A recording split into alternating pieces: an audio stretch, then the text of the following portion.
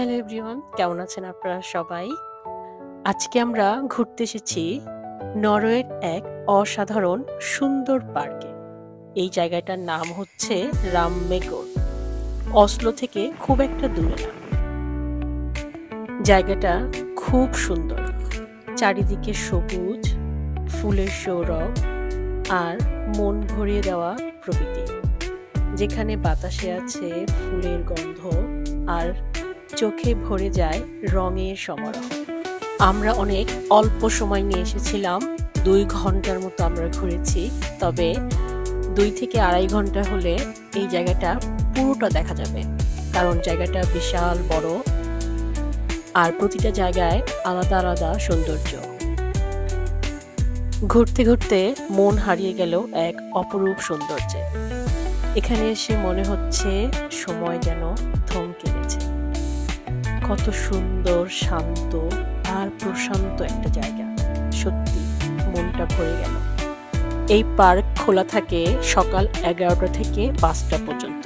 টাইমটা একটু কম, শনিবার হয়তো আরো কম সময় খোলা থাকে, দুপুর 3টায় বন্ধ হয়ে যায়। এই জায়গাটা, এখানে নাকি কনসার্ট হয়। কি সুন্দর জায়গা, এখানে অনেকক্ষণ বসেছিলাম, খুব ভালো লাগছিল। আবার একটা জায়গা আছে যেখানে নাকি বিয়ের প্রোগ্রাম হয়। ভিতরে রেস্টুরেন্ট আছে, ছোট ছোট দোকান আছে যেখানে চা, কফি, ড্রিঙ্কস এগুলো পাওয়া যায়। প্রকৃতি প্রেমীদের জন্য রামমেগর যেন এক স্বপ্নের জায়গা। মনটা যেন বারবার বলছে আরেকটু থেকে যাই। এমন জায়গায় আসলে বারবার আসতে ইচ্ছে করবে। এখন আমরা যে জায়গাটা যাচ্ছি, এই জায়গাটা হচ্ছে পুরোটা আপেল গার্ডেন, মানে পুরোটা জায়গা জুড়ে শুধু আপেল গাছ। এত এত আপেল ধরে আছে, মানে এখানে যখন আমরা হাঁটছিলাম শুধু আপেলের গন্ধ পাচ্ছিলাম, কারণ আপেলগুলো পেকে পেকে নিচে পড়ে আছে। এই জন্য পুরোটা জায়গা জুড়ে শুধু আপেলের গন্ধ। এত সুন্দর টয়লেট।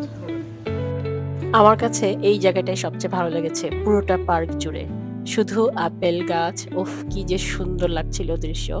এই জায়গাটায় নাকি বিয়ের প্রোগ্রাম হবে, ওরা ডেকোরেশন করছিল, বলছিল উইকেন্ডে নাকি এখানে একটা বিয়ের প্রোগ্রাম আছে। পুরোটা পার্কে কিছু কিছু জায়গায় এরকম ছোট ছোট দোকান যেখানে চা, কফি, ড্রিঙ্কস এগুলো পাওয়া যায়। রামমেগর শুধু একটা পার্ক নয়, এটা যেন এক জীবন্ত ক্যানভাস, যেখানে প্রতিটি দৃশ্য প্রকৃতির তুলি দিয়ে আঁকা।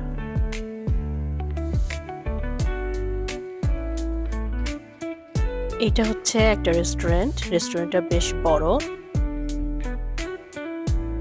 আসলে আমি খুব তাড়াহুড়া করে ভিডিও করেছি, তাই ভিডিওটা খুব একটা সুন্দর হয়নি। আর পুরোটা পার্ক জুড়ে যত ভিডিও, ছবি আমি তুলেছি সবকিছু যদি দিতাম তাহলে আমার ভিডিও প্রায় 15 থেকে 20 মিনিট হয়ে যেত। তো আমি শর্টকাট করে যতটুকু পেরেছি সেইটুক সবার সামনে তুলে ধরেছি। আশা করি সবার ভালো লাগবে। সবাইকে অনেক ধন্যবাদ আমার ভিডিও দেখার জন্য। সবাই ভালো থাকবেন। আল্লাহ হাফেজ।